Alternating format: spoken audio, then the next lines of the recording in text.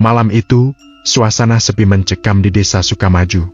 Udara terasa sangat dingin menusuk, membawa serta aroma tanah basah dan kembang melati yang anehnya menyengat. Padahal tidak ada satupun pohon melati yang tumbuh di sekitar rumahku. Namaku Rendra, dan aku adalah seorang penjaga malam yang bertugas mengawasi wilayah paling terpencil di desa ini, sebuah area yang dikelilingi hutan karet tua dan dilintasi oleh Sungai Hitam, tempat berdirinya jembatan beringin tua. Jembatan itu, konon katanya, adalah portal. Bukan portal ke dunia lain, melainkan portal bagi ketakutan paling primal manusia. Di bawahnya, mengakar sebuah pohon beringin raksasa, berusia ratusan tahun, dengan sulur-sulur menjuntai seperti tirai-tirai kelam. Sejak dulu, tempat itu dijuluki singgasana Sang Ratu Malam, tempat bersemayam kuntilanak paling ganas yang pernah menghantui Sukamaju.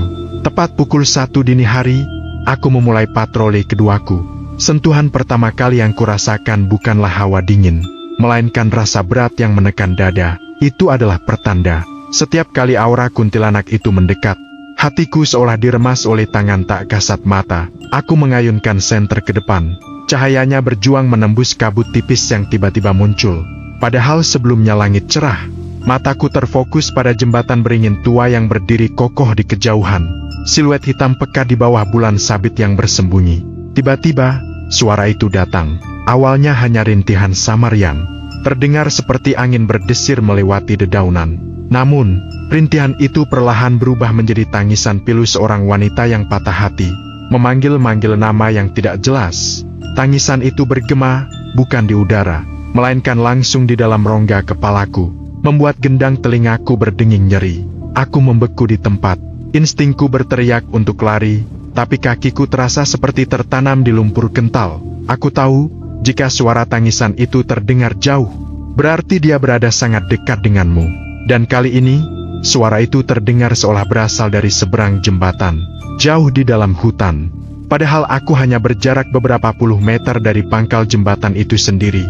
Aku memberanikan diri, melangkah maju. 1, 2, 3 langkah. Setiap langkah seberat timah. Tepat saat kakiku menginjak kayu jembatan yang terasa lapuk, tangisan itu berhenti seketika. Hening. Hening yang mematikan. Hening yang lebih mencekam daripada suara apapun. Aku bisa mendengar detak jantungku sendiri yang berdentum liar di telinga. Aku menahan napas. Senterku genggam erat hingga buku-buku jariku memutih. Aku berbalik, ingin kembali. Namun, sebuah bisikan dingin menyentuh telingaku. Selembut sentuhan kapas, namun sedingin es yang membakar. Mau kemana, sayang? Suara itu serak, kering, seperti daun-daun kering yang digerus. Aku tersentak, menjatuhkan senter. Dalam kegelapan total, aku tahu dia sudah ada di belakangku. Aku tidak berani menoleh. Aku hanya berdiri mematung, mencium aroma melati yang kini begitu kuat. Seolah ada rangkaian bunga melati yang diletakkan tepat di belakang leherku. Tubuhku gemetar tak terkendali. Lalu, terdengar tawa. Bukan tawa bahagia, bukan tawa geli. Itu adalah tawa melengking yang memotong udara malam seperti pecahan kaca. Tawa gila yang dipenuhi kepedihan dan dendam. Tawa itu dimulai dari nada rendah, perlahan meninggi, menembus batas pendengaran manusia, membuatku ingin mencakar telingaku sendiri. Krak! Suara ranting yang diinjak. Aku tahu dia bergerak. Aku memejamkan mata, memohon agar ini semua hanyalah mimpi buruk. Saat itu, aku ingat ajaran orang tua, jangan pernah melihat matanya. Namun, teror yang sebenarnya belum dimulai. Tiba-tiba, sebuah tangan yang terasa dingin, sekaku es dan berbau tanah kuburan, menyentuh pundakku. Sentuhan itu bukan sentuhan ringan, melainkan cengkeraman kuat yang seolah mampu menembus kulit dan tulangku. Tangan itu memaksa tubuhku berputar. Aku berjuang, sekuat tenaga menolak untuk menghadapinya. Tapi kekuatan kuntilanak itu jauh melampaui kekuatan manusia. Tubuhku diputar paksa, dan dalam sekejap, aku berdiri berhadapan dengannya. Senterku tergeletak di tanah, cahayanya memantul ke atas, menerangi sosok itu dari bawah, menciptakan bayangan-bayangan yang menari dan menambah kengerian visual. Dia ada di sana, kuntilanak jembatan beringin tua, rambutnya panjang, hitam, kusut, menutupi sebagian wajahnya yang pucat pasi, nyaris tidak berdarah. Gaun putih panjang yang ia kenakan kini terlihat kusam. ternoda oleh bercak-bercak coklat dan merah yang mengerikan. Dia melayang, kakinya tidak menyentuh tanah. Sekitar 1 jengkal di atas papan jembatan. Tapi yang paling menghancurkan pertahananku adalah matanya. Matanya adalah 2 lubang hitam pekat, kosong tanpa pupil, tanpa emosi. Namun memancarkan aura dendam yang tak terbayangkan.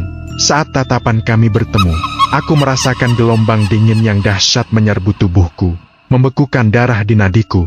Aku tidak hanya melihat hantu, aku melihat penderitaan abadi, kebencian yang tak terlerai, dan rasa sakit dari kematian yang tragis.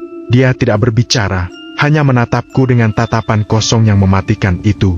Senyumnya, ya Tuhan, senyumnya lebar, melewati batas normal wajah manusia, menampilkan gigi-gigi taring yang runcing, dan yang paling mengerikan, darah kering yang menempel di sudut bibirnya, seolah baru saja menyelesaikan santapan. Wajahnya mulai berubah. Kulitnya yang pucat mulai mengelupas di beberapa bagian, memperlihatkan jaringan otot yang basah dan merah di bawahnya. Lubang di punggungnya legenda sundel bolong terlihat jelas. Sebuah rongga hitam yang berputar-putar, seolah menyedot semua cahaya dan kehangatan di sekitarnya. Aku mencium bau busuk yang menyertai visual menjijikkan itu. Perpaduan kembang melati dan bangkai yang memuakan. Tiba-tiba, dia mengulurkan tangannya yang kuku-kukunya panjang dan hitam. Cengkeraman dingin itu terlepas dari pundakku. Aku tersentak, dan insting bertahan hidupku akhirnya mengambil alih. Aku berbalik dan berlari secepat yang aku bisa, tanpa peduli senterku. Aku berlari di atas jembatan beringin. Papan-papan tua itu berderit dan bergetar di bawah kakiku. Di belakangku, aku mendengar suara yang paling mengerikan. Suara kepakan gaun putihnya yang melayang. Dia tidak mengejarku dengan lari, dia mengejarku dengan terbang. Aku melirik ke belakang, dalam cahaya rembulan yang samar. Siluet putih itu kini terbang rendah di atas jembatan, hanya beberapa meter di belakangku. Dia tidak lagi tertawa atau menangis. Dia hanya mengeluarkan desisan yang tajam, seperti ular raksasa yang siap memangsa. Desisan itu semakin dekat. Aku merasakan hembusan angin dingin yang diakibatkan oleh kecepatan terbangnya menerpa leherku. Aku tahu, hanya dalam hitungan detik, dia akan mencapai dan menerkamku. Tiba-tiba, dia mengeluarkan jeritan yang sangat berbeda dari sebelumnya. Jeritan kali ini bukan jeritan kesedihan, melainkan jeritan kemarahan yang melampaui batas frekuensi suara. Jeritan itu meledak di udara, membuat gendang telingaku benar-benar sakit. Aku terjatuh, kepala terantuk di papan jembatan. Pandanganku kabur, dan telingaku berdenging keras. Ketika aku mencoba bangkit, aku melihatnya sudah berada tepat di atasku. Wajahnya yang mengerikan kini memenuhi pandanganku. Dia mencondongkan tubuhnya ke bawah. Semakin dekat, semakin dekat. Aku bisa merasakan napasnya yang busuk dan dingin menyentuh wajahku. "Kau milikku," bisiknya. Suaranya kini kembali lembut, namun jauh lebih mematikan dari jeritannya. Saat kuntilanak itu membuka mulutnya lebar-lebar, siap untuk, entah apa, aku melihat celah. Sebuah celah untuk bergerak. Aku meraih segenggam tanah kering yang entah dari mana menempel di sudut jembatan dan, dengan kekuatan terakhirku, aku melemparkannya tepat ke wajahnya. Konon, kuntilanak sangat takut pada benda tajam dan kotoran. Dia tersentak. Seketika, jeritan dahsyat kembali keluar dari tenggorokannya. Kali ini jeritan kesakitan yang murni. Dia melayang mundur, mengusap-usap wajahnya yang terkena lemparan tanah. Itu adalah kesempatanku.